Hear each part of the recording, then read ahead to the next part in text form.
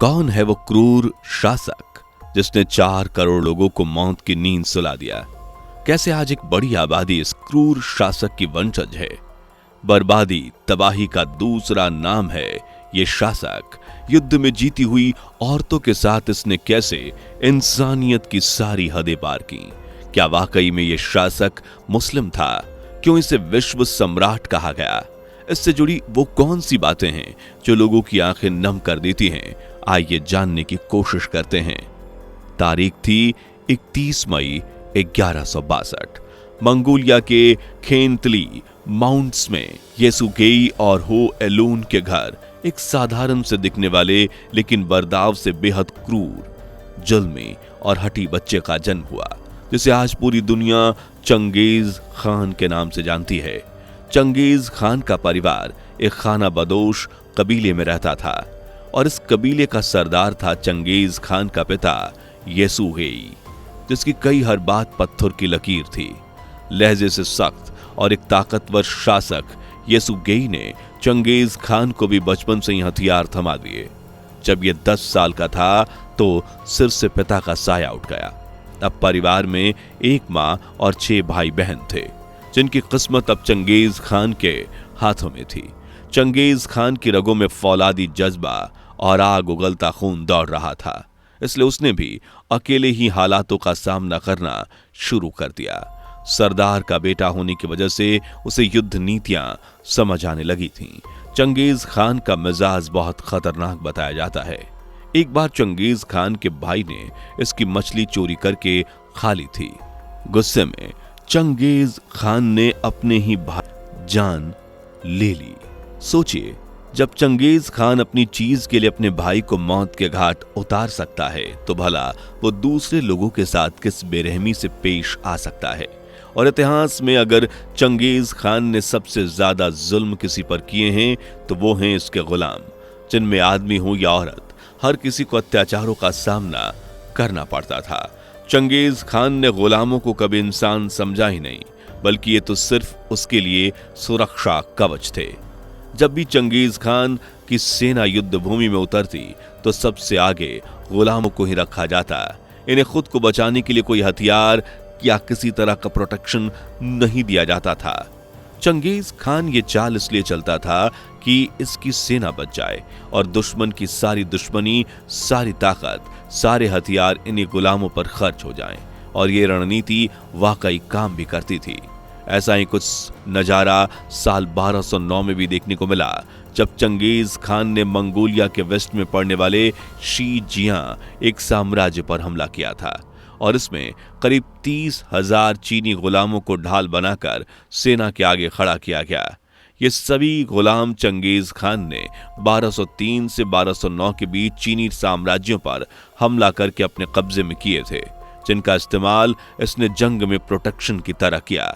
इस स्ट्रैटेजी से Genghis Khan ने 1209 का युद्ध भी जीत लिया और 30,000 में से कुछ गिने चुने गुलाम बचे। सिर्फ चीनी गुलामों पर जुल्म के पहाड़ नहीं टूटे, बल्कि मुस्लिम समुदाय के लोगों को भी चंगेज खान ने अपना गुलाम बनाकर रखा और उसके साथ यही ट्रिक अपनाई गई। हालांकि कुछ लोगों का मानना है कि चंगेज खान मुस्लिम के पक्ष में रहता था क्योंकि वो एक मुस्लिम था, लेकिन ये दोनों बातें अफवाह हैं। चंगेज खान ना तो मुस्लिम के फेवर में था और ना ही खुद मुस्लिम था। चंगेज खान का असली नाम तेमुजीन। छोटी सी उम्र में ही रणनीति की समझ और बहादुरी से चंगेज खान ने अपने कबीले में एक अच्छी पहचान बनाई थी। सरदार का बेटा होने के चलते आगे जाकर चंगेज खान को ही सरदार बना दिया गया और इस खनक की उपाधि से नवाजा गया। खनक शब्द का मतलब होता है सरदार या फिर सम्राट। दरअसल मंगोल सेना में सेना के सरदार या खगन की उपाधि पाने वाले को खान कहा जाता था। इस तरह चंगेज खान को खान नाम से पुकारा जाने लगा। कई कबीलों ने चंगेज खान की अधीनता को मजबूरन स्वीकार कर लिया। इस तरह गुजरते वक्त के साथ इस सम्राट ने दुनिया के एक बड़े हिस्से पर अपना हक जमा लिया। 1206 से 1227 के बीच चंगेज खान ने करीब 3 करोड़ 30 लाख वर्ग किलोमीटर में अपना क्षेत्र फैलाया, जिसका मतलब है चंगेज खान ने पूरी दुनिया के 22% हिस्से को अपने कब्जे में लिया। इससे आप उसकी बहादुरी और उसकी ताकत का अंदाजा लगा सकते हैं। चीन से लेकर रूस, अफगानिस्तान, हंगरी तक सिर्फ एक ही नाम गूंजता था, चंगेज खान, जिसका नाम सुनते ही दुश्मनों के पसीने छूटने लगते थे। चंगेज खान ने जितना बड़ा साम्राज्य स्थापित किया था, इतना बड़ा कोई भी दूसरा मंगोल शासक नहीं कर पाया। इस तरह कई इलाकों पर कब्जा करने के बाद तेमुजीन बन गया चंगेज खान। नाम इसे मंगोल के लोगों ने दिया, जिसका मतलब होता है विराट सम्राट।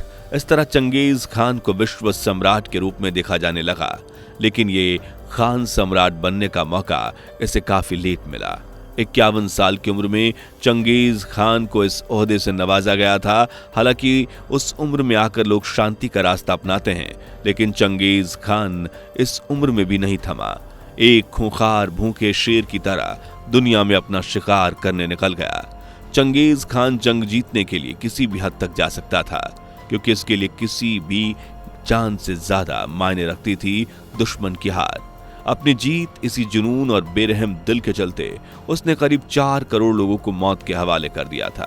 गुलामों को तो न सिर्फ ये शासक जंग के हथियार के रूप में इस्तेमाल करता, बल्कि साम्राज्य को बसाने के काम भी इन्हीं के काम धंधों पर डाल देता था। चिलचिलाती धूप में इन गुलामों को बड़े बड़े पत्थर उठाने पड़ते थे, सड़कें बनवाई जाती थीं, कुएं खोदे जाते थे। इन्हें खाने के लिए तो वहीं लिमिटेड खाना दिया जाता था, लेकिन काम अनलिमिटेड था। एक गुलाम कितने घंटे सोएगा, उसे काम से कब छुट्टी मिलेगी, ये निर्धारित नहीं था। 12 से 15 जितनी चाहे मर्जी गुलामों से काम निकलवाया जाता। तो चंगेज खान का दौर गुलामों के लिए किसी बुरे सपने से कम नहीं था। गुलामों ने न सिर्फ चंगेज खान का युद्ध भूमि में साम्राज्य के विकास में साथ दिया, बल्कि ये चंगेज खान और उसकी सेना का एंटरटेनमेंट का जरिया भी बन चुके थे। जी हाँ, ये क्रूर शासक गुलामों को मैदान में उतारकर उन्हें आपस में लड़वाता। आपस में इन्हें लड़ता देखकर सेना बड़ी खुश होती, और ये कंपटीशन तब तक नहीं रुकता जब तक एक की जान न चली जाए। लेकिन हैवानियत की कहानी यहीं आकर नहीं रुकती। जब मंगोलों को इस खूनी खेल में मजा नहीं आया, तो उन्होंने एक गुलाम को खूंखार जानवर के सामने उसका निवाला बनाकर छोड़ दिया, और उसे अपनी जान बचाने के लिए जानवरों का मुकाबला करना पड़ता था। इस तरह उसने कई गुलामों को जानवरों का शिकार बनाकर अपना मनोरंजन पूरा किया। मनोरंजन का साधन सिर्फ गुलाम मर्द ही नहीं थे, बल्कि गुलाम औरतें भी थीं, जिन्हें चंगेज खान कब्जाए इलाकों से लेकर आता था और सामान की तरह इन्हें बड़े ही मलकियत की तरह इस्तेमाल करता। इन महिलाओं से निर्वस्त्र परेड करवाई जाती।